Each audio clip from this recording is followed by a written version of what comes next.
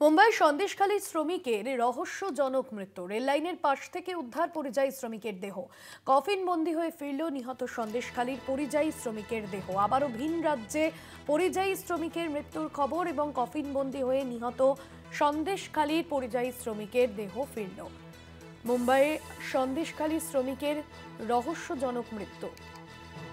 Rail line থেকে উদ্ধার পরিযায়ী শ্রমিকের দেহ। কফিন বন্দী হয়ে ফিরল নিহত সন্দেশখালীর পরিযায়ী শ্রমিকের দেহ। রেল লাইনের পাশ থেকে উদ্ধার পরিযায়ী শ্রমিকের দেহ। এর আগেও ভিন রাজ্যে পরিযায়ী শ্রমিকের মৃত্যুর খবর সামনে এসেছিল। এবার সন্দেশখালী শ্রমিকের মৃত্যু। মুম্বাইয়ে কাজে গিয়ে রহস্যজনকভাবে তার দেহ উদ্ধার হয় রেল লাইনের পাশ থেকে। সঞ্জিত রয়েছেন ফোন লাইনে। সঞ্জিত, এর আগেও এক পরিযায়ী শ্রমিকের ভিন রাজ্যে কাজে গিয়ে রহস্যজনকভাবে মৃত্যু হয়। পরিবারের কি অভিযোগ, কি বলছে পরিবার? ইতিমধ্যে তুমি জানো বসিরহাটের মহকুমার 3 জনের কিন্তু পরিচয় এবং সন্দেশখালীতে হয়েছিল। আবার ফের সেই সন্দেশখালীর যে 2 নম্বর ব্লকের যে দুর্গামন্ড গ্রাম পঞ্চায়েত রয়েছে সেই জায়গায় কিন্তু এই মোস্তফা মিস্ত্রি গত 6 থেকে 7 মাস আগে তিনি মুম্বাইতে কাজ করতেন এবং শ্রমিকের কাজ করতেন। গত 10 দিন আগে কিন্তু তার কাছে বাড়ি ফেরার কথা ছিল এবং বাড়িতে এসে মোবাইলে একাধিকবার বাড়ির লোকের সঙ্গে কথা বলে। তার পরিবার রয়েছে, মোহন মিস্ত্রি তার বাবার সঙ্গে কথা বলেছিলেন। সে বিভিন্ন সময় কিন্তু আক্রান্ত হচ্ছিলেন এবং ভয় পাচ্ছিলেন তাকে কখনো বাংলাদেশি বলে রাগিয়ে দেওয়া, কখনো এবং বাংলায় কথা বলা, দুই দিক থেকে তিনি মানসিক চাপ বেশ হচ্ছিলেন। কিন্তু গত 10 দিন আগে বাড়ি ফেরার কথা ছিল।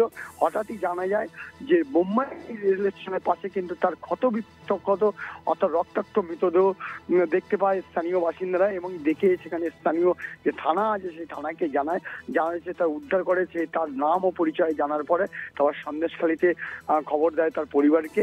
আজ সকালবেলায় কিন্তু তার মৃতদেহ, কফিনবন্দি মৃতদেহ ভিন রাজ্য থেকে বাংলায় ফিরেছে, অর্থাৎ সন্দেশখালীতে এসেছে। ইতিমধ্যে এই মৃতদেহ নিয়ে কিন্তু রীতিমতো কিন্তু আতঙ্কের পরিবেশ তৈরি হয়েছে। একদিকে যেমন তাদের পাশে দাঁড়িয়েছে তৃণমূলের যে বিধায়ক আছে সুকুমার মাহাতো, ব্লক সভাপতি দিলীপ মল্লিক সহ নেতৃত্ব।